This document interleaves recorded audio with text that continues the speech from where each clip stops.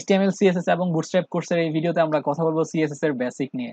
আমরা অলরেডি দেখেছি কিভাবে HTML নিয়ে কাজ করতে হয়। আমরা HTML এর মোটামুটি অনেক অংশই কভার করে ফেলেছি। আমরা HTML এর অনেকগুলো ট্যাগের সাথে পরিচিত হয়েছি। এখন এই সেকশনে আমরা পরিচিত হব আমাদের CSS এর সাথে।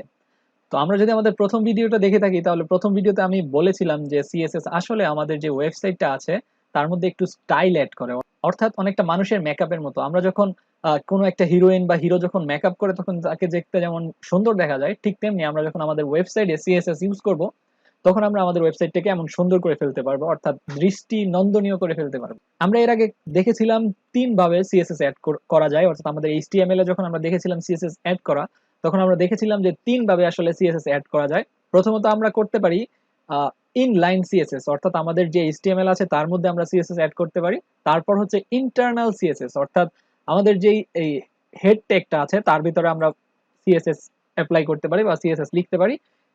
তারপর হচ্ছে আমাদের এক্সটার্নাল CSS, অর্থাৎ আমরা আলাদা একটা ফাইল অ্যাড করব, CSS এর ফাইল, এবং সেই ফাইলটা আমরা ইউজ করব। কেন আমরা এটা করি? কারণ এক্সটার্নাল CSS ইউজ করা অনেকটা সুবিধা।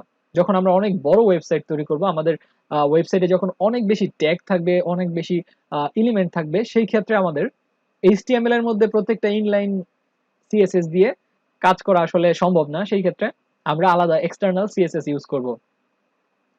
তো CSS এর মিনিং হচ্ছে ক্যাসকেডিং স্টাইল শীট, অর্থাৎ এটা একটা স্টাইল শীট ল্যাঙ্গুয়েজ। সেটা আমাদের HTML এর যেই ফাইলটা আছে তাকে স্টাইল করার জন্য ব্যবহার করা হয়ে থাকে।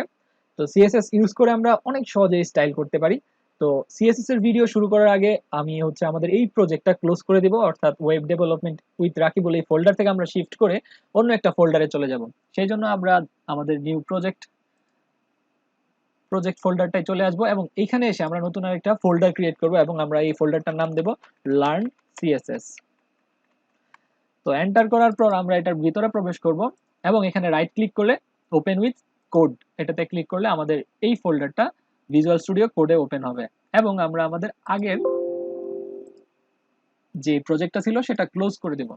তো বর্তমানে আমাদের এখানে নতুন আরেকটা ফোল্ডার ক্রিয়েট করা হয়েছে, কিন্তু এখানে কোনো ফাইল নেই। আমরা তাড়াতাড়ি করে একটা index.html ফাইল ক্রিয়েট করে ফেলবো। তারপর হচ্ছে আমরা একটা নতুন ফোল্ডার ক্রিয়েট করব, সেই জন্য আমরা ফোল্ডারটার নাম দেব হচ্ছে CSS। আমাদের সমস্ত CSS ফাইলগুলো আমরা এই ফোল্ডারের ভিতর রাখবো। আর এটা হচ্ছে আমাদের index.html ফাইল। তো বর্তমানে আমি যদি index.html আসি, এখানে একটা বয়লার প্লেট অ্যাড করি, তাহলে আমরা এক্সক্লেমেশন অ্যাড এন্টার করলেই আমাদের একটা দ্রুত HTML চলে আসবে। আমরা যদি কন্ট্রোল S প্রেস করি এবং গো লাইভে ক্লিক করি, আমরা দেখতে পাচ্ছি বর্তমানে আমাদের এখানে লাইভ নেই। তো সেই জন্য আমাদের এখানে চলে আসতে হবে এবং আমাদের লাইভ সার্ভারে ক্লিক করতে হবে, লাইভ সার্ভার। তো অলরেডি আমরা দেখতে পাচ্ছি যে আমাদের লাইভ সার্ভার কিন্তু ইনস্টল করা আছে, কিন্তু তাও আমাদের এই প্রজেক্টের মধ্যে শো করতেছে না। সেই ক্ষেত্রে আমাদের যে জিনিসটা করতে হবে সেটা হচ্ছে আমাদের প্রথমে আমাদের ফাইলে চলে যেতে হবে এবং আমরা এই উইন্ডোজটা এখন ক্লোজ করে আবার রিওপেন করব। আমরা এখন আমাদের ভিজুয়াল স্টুডিও কোড অফ করে ফেলেছি। এখন যদি আমরা ওপেন উইথ কোড দেই,